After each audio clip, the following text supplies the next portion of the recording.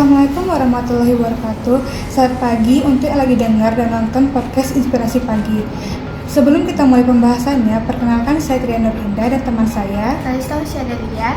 Nah, kali ini kita kedatangan tamu spesial nih, yaitu Ibu Prima Wulandari yang menjabat sekarang sebagai Direktur Rumah Sakit Jiwa Tampan. Selamat pagi, Bu. Pagi, Nak. Apa kabar Ibu hari ini? Alhamdulillah, insya Allah sehat.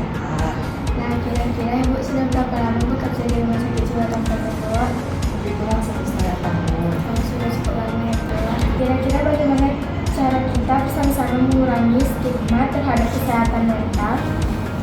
Kalau cara kita untuk mengurangi kesehatan mental itu, stigmanya kita harus melakukan edukasi dan literasi kesehatan jiwa untuk semua melalui kampanye seperti sehat jiwa dalam segala situasi. Hal ini harus diiringi juga dengan edukasi di sekolah, tempat kerja, kemudian rumah ibadah dan juga media sosial.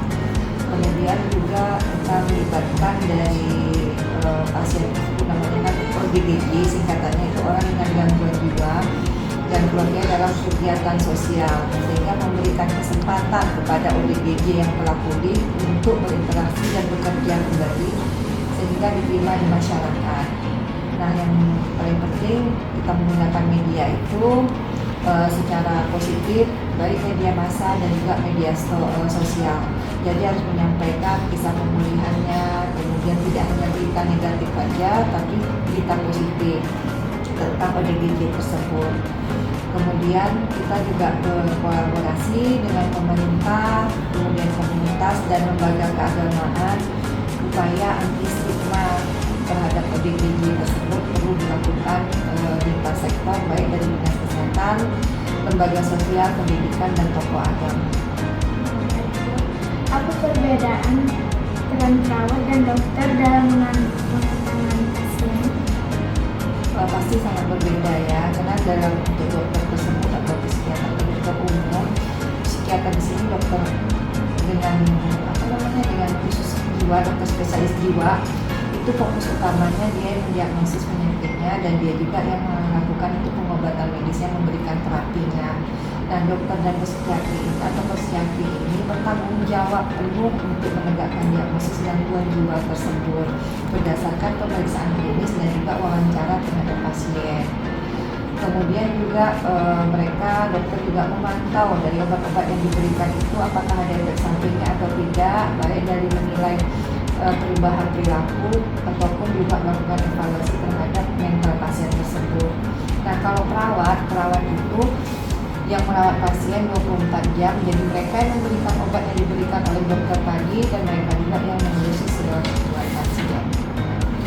Apa saran Ibu untuk orang yang mengalami stres berat atau depresi tapi takut ke psikolog? Itu mungkin perlu pendekatan secara kekeluargaan lagi, baik dari keluarganya ataupun yang di pasiennya sendiri. Mungkin juga harus diakui bahwa stres berat itu nyata dan wajar, jadi tidak ada yang tanda stigma negatif atau apa itu tidak, tapi memang wajar. Kemudian juga bicarakan dengan orang yang kita percayai, jadi jangan masalah itu dipendam secara sendirian karena nanti akan menimbulkan beban untuk diri kita sendiri.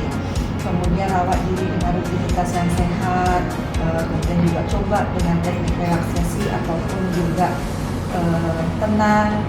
Kemudian juga bisa menghubungi keluarga, jadi keluarga bisa menghubungi untuk profesionalnya, baik ke dokter jiwa ataupun ke tenaga kesehatan terkait dengan pemulihan ataupun merasa perasaan kita yang tidak enak.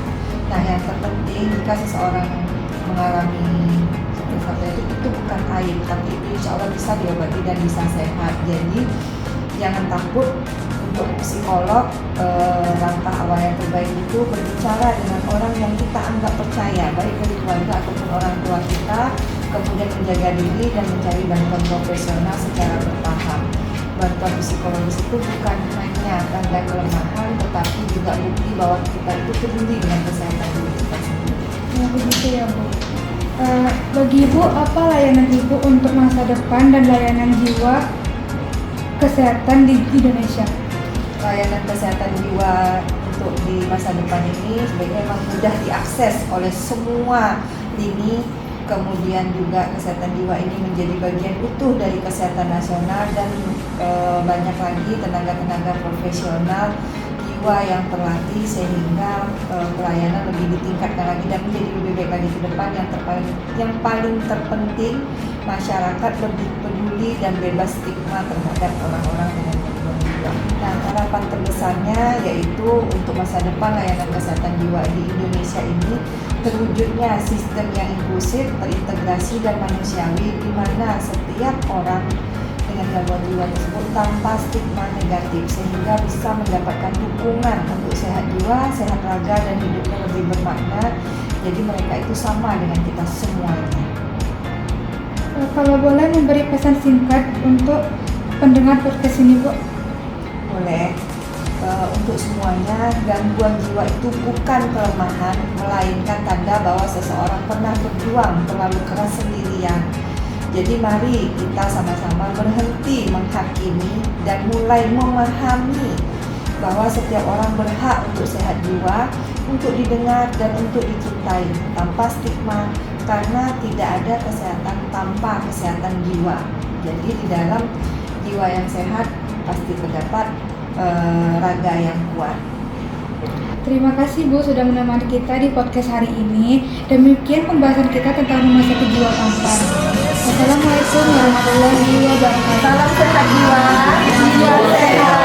Raga kuat, hidup produktif.